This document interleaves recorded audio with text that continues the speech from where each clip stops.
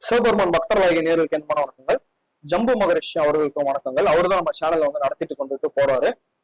Okay friends, அதாவது பாத்தீங்கன்னா மாதராசி பலன் தான் நம்ம சொல்ல போறோம். அதுக்கு வந்து பாத்தீங்கன்னா கொஞ்சம் கிரகண நிலைகள்லாம் எப்படி இருக்குதுங்கிறத நம்ம சொல்லிடலாம். நான் வந்து அதாவது முன்னாடி வீடியோல நான் சொல்லியிருப்பேன். குரு சுக்ர இணைவு வந்து பாத்தீங்கன்னா அதாவது பாத்தீங்கன்னா போக ஞான வந்து பரிவர்த்தனை வந்து குரு சுக்ர பரிவர்த்தனை சொல்லியிருப்பேன். அதை பத்தி தான் நம்ம அதிகமா சொல்ல போறோம். மற்றதை பத்தி நம்ம பெருசா கன்சிடர் பண்ண போறது கிடையாது. இருந்தாலும் வந்து பொதுவா வந்து நம்ம வந்து என்னென்ன விஷயம் இருக்குதுன்னு சொல்லிட்டு நம்ம வந்து பொதுவா சொல்லிடலாம். அதாவது இப்ப வந்து பாத்தீங்கன்னா சூரியன் வந்து சூரிய பகவானும் அதே மாதிரி பாத்தீங்கன்னா சனீஸ்வர பகவானோட இணைவு இருக்கு. கூட புதன் பகவானும் வந்து இணைகிறாரு. அதுக்கப்புறம் பாத்தீங்கன்னா ஒரு ஒரு 13 நாளுக்கு அப்புறம் வந்து புதன் பகவான் வந்து மீன வீட்டுக்கு போயிடுறாரு. இந்த மாதிரி இருக்கு கிரக நிலைகள். கன்னி வீட்டுல வந்து பாத்தீங்கன்னா கேது பகவான் இருக்காரு. அதே மாதிரி ரிஷப வீட்டுல வந்து பாத்தீங்கன்னா குரு பகவான் இருக்காரு. இந்த மாதிரி வந்து காம்பினேஷன்லாம் இருக்கு. இதுல மெயினா என்ன தெரிஞ்சுக்கணும்னா 18 ஆண்டுகளுக்கு ஒரு முறை நடக்கக்கூடிய அந்த பேரிஷியான விஷயம் இருக்கு. அதாவது ராகு பகவானும் சுக்கிர பகவானும் இணைவு, அதாவது போகக்காரனும் இணையிருந்தாலும் அதீத போகம் கிடைக்கும், எல்லாருக்குமே கிடைக்கும்.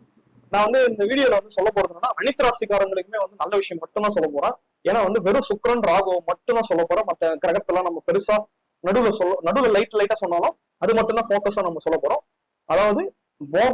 அதாவது போகனான குரு சுக்ர பரிவர்த்தனை இதை பத்தி நம்ம சொல்ல போறோம். இது வந்து 30 நாட்கள் நடக்க போகுது.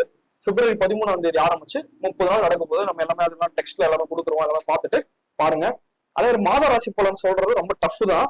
இப்போ வந்து நம்ம ஈஸியா ரொம்ப சொல்ல போறோம். ஏன்னா தினராசி பலன் சொல்லிடலாம், வருட பலன் சொல்லிடலாம். மாத ராசி பலன் சொல்றது எப்பவுமே டஃப்னு சொல்லிட்டு இப்போ வந்து பாத்தீங்கன்னா குரு சுக்கரனோட ரொம்ப ரொம்ப சூப்பரான பலன்கள் நம்ம சொல்லி ஆரம்பிக்கலாம் ஃப்ரெண்ட்ஸ்.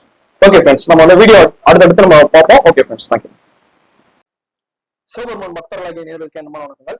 இன்னைக்கு நம்ம இந்த வீடியோல சொல்ல போறது வந்து பாத்தீங்கன்னா ஜம்பு மகர்ஷி விட்டுட்டோம். ஜம்பு மகர்ஷி அளவு நம்ம சேனல் நடந்து கொண்டிருக்கு.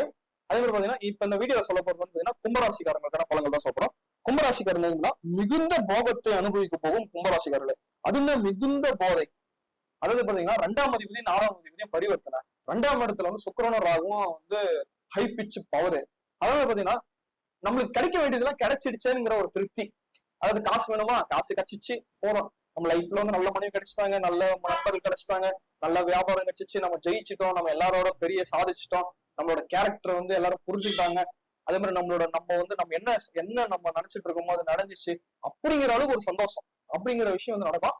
கொஞ்சம் உங்களை புரிஞ்சிக்காம வந்து உங்களுக்கு இன்சல்ட் பண்ணவங்க எல்லாம் கூட புரிஞ்சுக்கிப்பாங்க. அது வந்து உங்களுக்கான ஒரு கிஃப்ட் மாதிரி கிடைச்சிருக்கும்.